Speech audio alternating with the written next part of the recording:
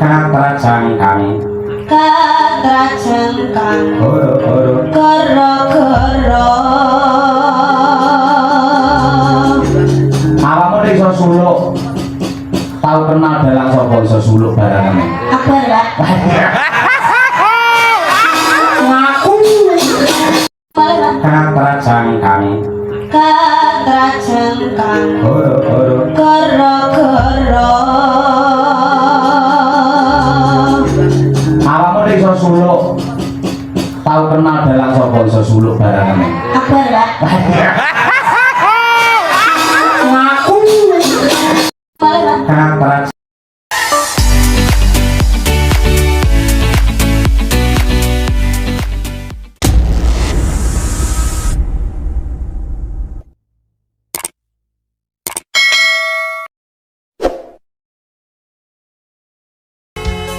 sadar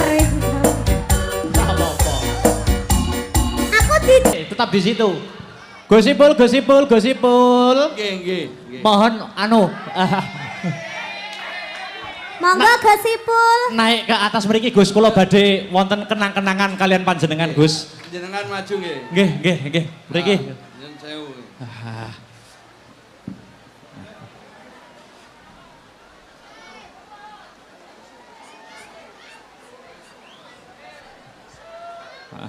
Monggo. Niki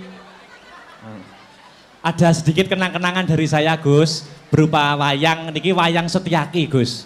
Wayang Setyaki. Niki kula mboten bahas napa-napa, mboten bahas perkawis di kehidupan nyata, tapi Setyaki, sosok Setyaki di dunia pewayangan adalah sosok yang gigih, sosok politikus yang hebat, dan sosok santrinya Prabu Kresna. Nggih. Tokoh Setyaki niku. Jabatanipun kalau di kerajaan Dwarawati niki menteri Gus. Ah, Setyaki lho ya, Setyaki. Niki nggih Setyaki, senes Gusipul. Tapi duka nek benjang nggih, matur nuwun Gus. Niki ada kenang-kenangan niki ada inisial saya, Ras Raden Akbar Syah Alam niki. Nggih. Mohon diterima nggih Gus. Kagem tandha kurmat nganjuk Pasuruan. Matur nuwun. Di foto toh cah, di foto.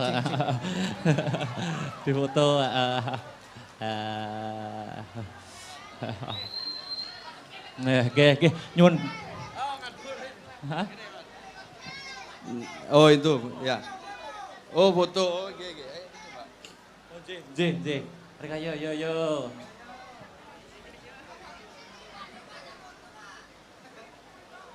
Ya. Matur nuwun. Lagu apa? Napa? Wingi apa sih? Pelanggaran. Pelanggaran. Oh ya njaluk pelanggaran ternyata. pelanggaran lintang asmara Ya wis kabeh monggo wis pokoke. Oh nggih niki los nggih. Los. Ngantos jam sekawan. Pun matur nuwun iki semangat semua. Matur nuwun nggih, matur nuwun. Nggih. Matur nuwun, Mbak. Nyuwun barokahipun pangestunipun nggih, Gus. Sik ning kene sik. Napa? Ya ditahan ning kene sik. Duet. Oh nggih. Duet. Baik. Oh iya, kita tadi kan sudah foto bertiga, kita belum foto berdua. Di foto ya. Sik lem madhep rono. Mati ya? Mas, mic-nya mati nggih, mic-mu sik lho, Mas. Mic-nya mati, mic-nya. Oh iya. Ya, foto dulu. 1, 2, 3. Nyanyi dhewe apa? Mah. Nyanyi apa? Duet. Berarti lintang asmara ya. Ya wes. Oke. Yo terakhir duet yo, terakhir yo. Kok terakhir toh? Yo aja akeh-akeh. Pinates sak jame. Ayo yuk lintang asmara yo. Hatimu tresnaku tulus ning kalbu. Senadyan ngarungi banyu segara rasaku ora bakal sirna. Senadyan nyawa loncat saka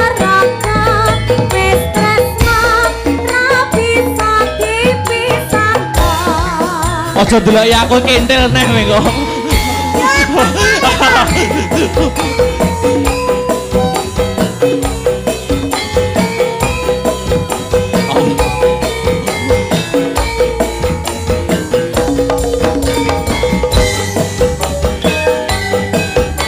Ora pisah ya Kang Mas. Iya Yayi.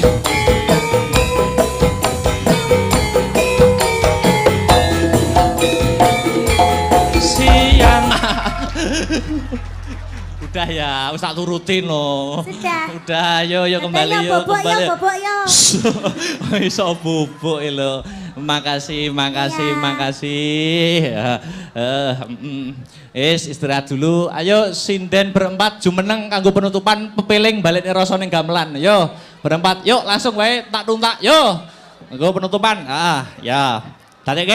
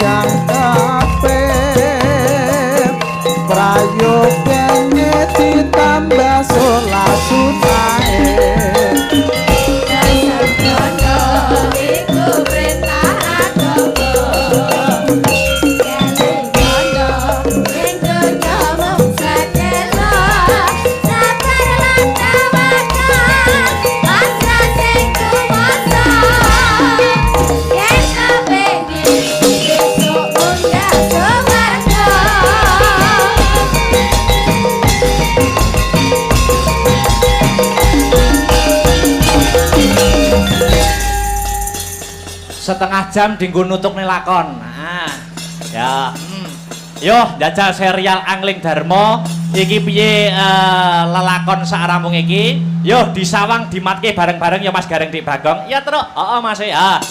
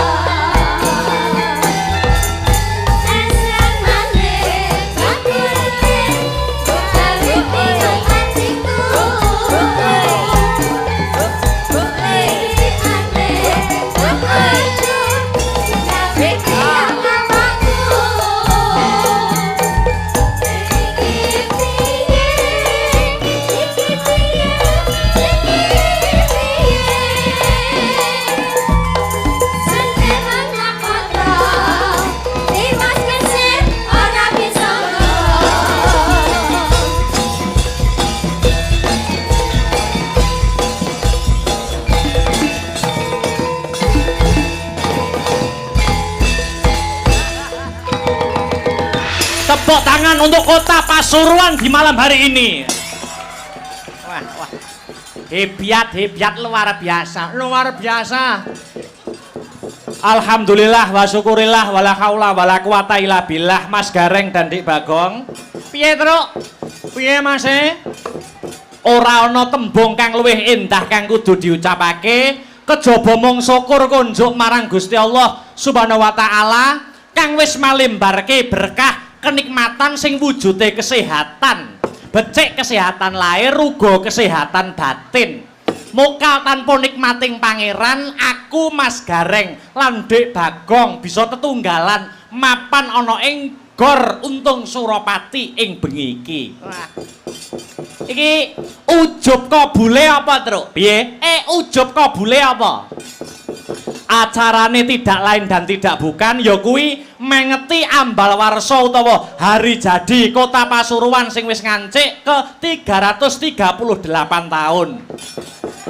Dengan slogan gandeng tangan wujudkan Kota Pasuruan bersih, tertib dan guyub rukun. Wah. Alhamdulillah, alhamdulillah. Mula wis sak wajibe awake dhewe ngaturake matur nuwun ya, Truk. Jelas Mas Gareng, jelas. Ngaturke panuwun ingkang tanpa upami, terima kasih yang sangat banyak. Kula aturaken konjuk khususon dhateng pepunden kula ingkang sampun kula anggep bapak kula piyambak. Inggih menika Bapak Wali Kota Pasuruan, Bapak Dr. Andes Haji Saifullah Yusuf utawi Gus Ipul. Ingkang sarta Bapak Wakil Wali Kota Pasuruan Bapak Haji Adi Wibowo sarta seluruh jajaran punggawaning praja kang mapan wonten ing Pasuruan kula ngaturaken panuwun. Karo aja lali ngaturke panuwun karo Pak Susanto. Heeh. Kuwi sing jembatani awake dhewe iso pentas ning kene terus alhamdulillah. Ning jane jujur ya Mas Gareng karo Dik Bagong. Aku pentas ning kota Pasuruan bengi iki jane ya enek senenge, enek susahe. Kok enek senenge, enek susahe iki piye? Senenge iso jembarke silaturahmi, ngraketke paseduluran karo warga masyarakat Pasuruan. Lah susahe apa, Truk? Nah, susahe ngene. Aku iki pas dikabari ya toh karo panitia. Aku ki ora ngerti nek acarane bengi iki hari jadi ki ora ngerti. Tak kira ki acarane ya wis wong omahan utawa acarane masyarakat pedesaan. Loh, ayo kudune seneng lho, Truk. Acarane malah gede, acarane malah meriah, hari jadi Kota Pasuruan. Loh, senenge seneng, ya ta? Ngerti yo nek acarane hari jadi, nek ku pasang rego kemurahan iki.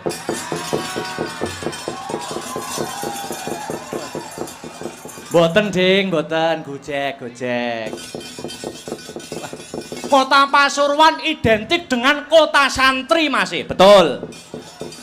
Cok kadangkala ana sing memandang sebelah mata, ya toh? Akeh to wong sing ngomong santri iki arep dadi apa? Santri iki ora iso cekel gawean. Namun statement kuwi terpatahkan. Buktine Kota Pasuruan dipegang oleh wali kota yang berlatar belakangkan seorang santri yaitu Gus Ipul, ya toh?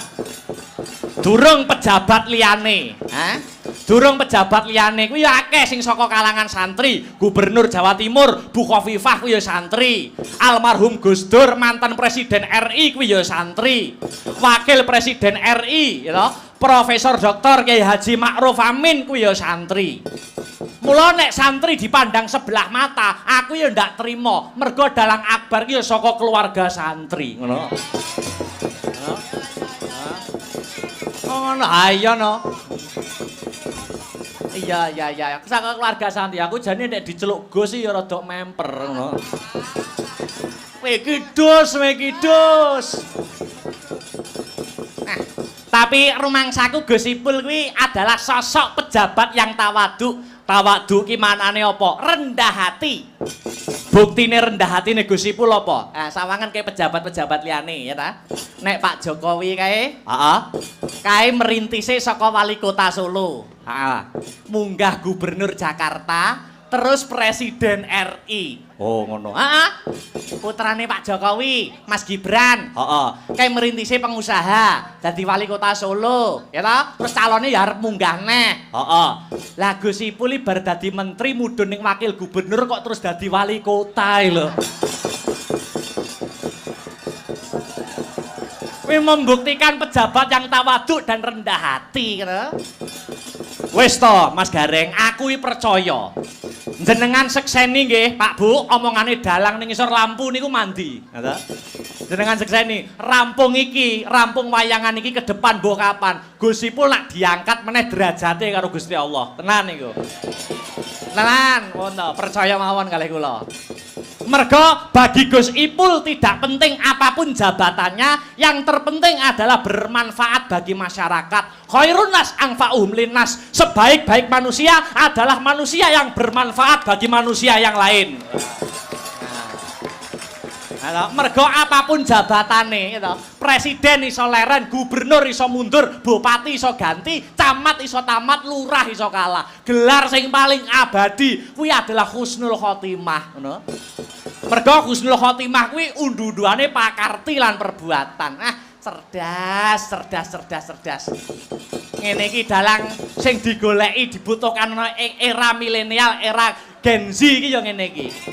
Dalang sing iso nentremke kahanan. Ayo. Apa meneh iki wis bubar musim pemilu. Pilpres lan pilihan wakil rakyat sudah selesai. Ayo sing wis ya wis sapa wae presidene sing dadi senadyan wis ketok sing dadi sapa ayo didukung visi misine. Aja nganti ngrusak seduluran. Beda pilihan kuwi 5 tahun pisan ning yen seduluran kuwi langgeng abadi. Tegese selawase. Ngono, Truk. Heeh.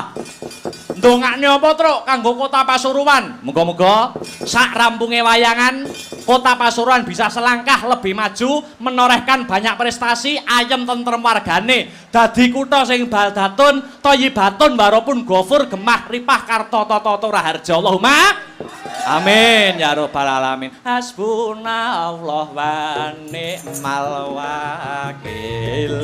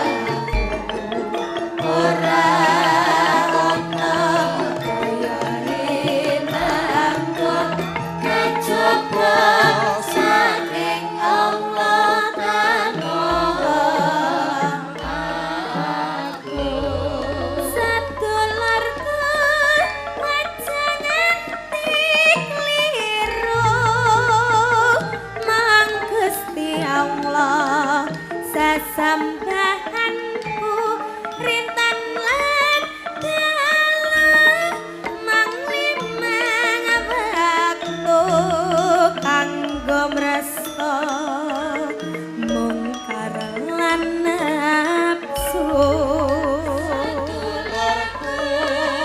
Aja nganti kliru mong Gusti Allah. Sekali lagi, Cik yo.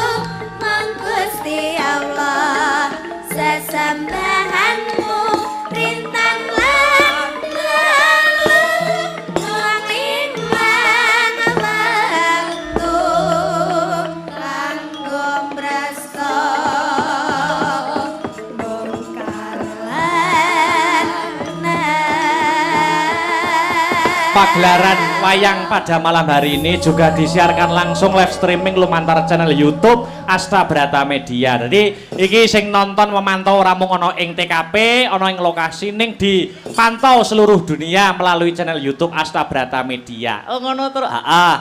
Tur iki yo beda karo biasane. Bedane iki ora sewengi. Oh ngono. Heeh. Jadi iki acara instansi panyuwun saka panitia ya ngono. Jane ya iman nggawa alat akeh-akeh kaya ngene tekan nganjuk ning ora sewengi, ning ora apa-apa, malah enteng aku. Ayo. Iyalah. Ah. Mula ayo iki sing dianti-anti wis dadi bukti, sing diantu-antu kudu lumaku. Bintang tamu saka Kota Tahu Kediri, ya ta? Dik Niken Salindri diaturi jumeneng. Ah.